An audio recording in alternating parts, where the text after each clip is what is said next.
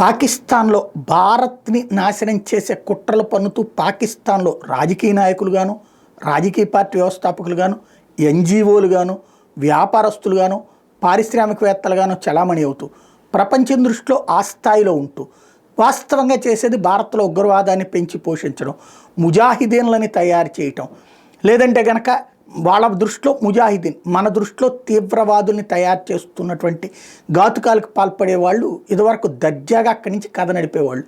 ఇప్పుడు ఎక్కడున్న ప్రపంచంలో వెంటాడి వేటాడి వాళ్ళ అంతు చూసేటటువంటి ఒక అజ్ఞాత వ్యక్తులు వచ్చారు.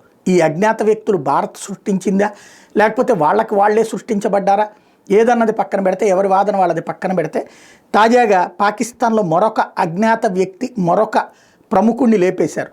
అతని పేరు మౌలానా కాషిఫ్. ఇతను లష్కరే తోయిబాకి సంబంధించిన టాప్ కమాండర్. పాకిస్తాన్లో మాత్రం అక్కడ ఒక ఎన్జిఓ నిర్వాహకుడి కిందన ప్రచారంలో ఉన్నాడు.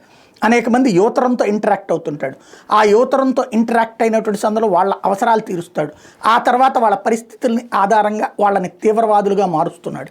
భారతదేశంలోకి ఇన్ఫిల్ట్రేట్ చేయడం, లేదా భారతదేశంలో అల్లకల్లోలాలు సృష్టించడం వెనకాల కీలక పాత్ర పోషించిన వీడిని గుర్తు తెలియని వ్యక్తులు నిన్న తెల్లవారుజామున కాల్చి చంపారు.